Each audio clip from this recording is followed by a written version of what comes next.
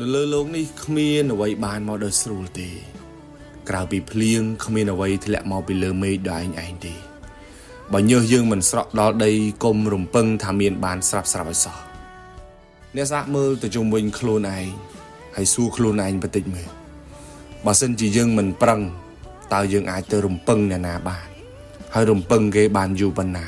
រំពឹងបានអីខ្លះទោះបីគេចិត្តល្អដូចព្រះប៉ុណ្ណាក៏ដោយគ្មានអ្នកណាមកចាំជួយយើងរហូតទេបើយើងមិនប្រឹងប្រែងឈរជំហរដោយខ្លួនឯង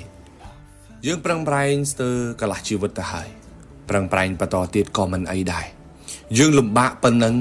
មានមនុស្សច្រើនណាស់ដែលលំបាកជាងយើងហើយទទួលបានលទ្ធផលតិចជាងយើងទៅទៀតយើងអត់មានហេតុផលណាមួយត្រូវអន់ចិត្តជាមួយនឹងការប្រឹងប្រែងរបស់យើងទេប្រឹងប្រែងបន្តទៀតក្រៅពីយើងគ្មានអ្នកណាអាចមកចូលរួមសម្រេចលទ្ធផលដ៏ធំនៅក្នុងជីវិតរបស់យើងបានទេយើងអត់ត្រូវការដាក់ទានពីអ្នកណាទេ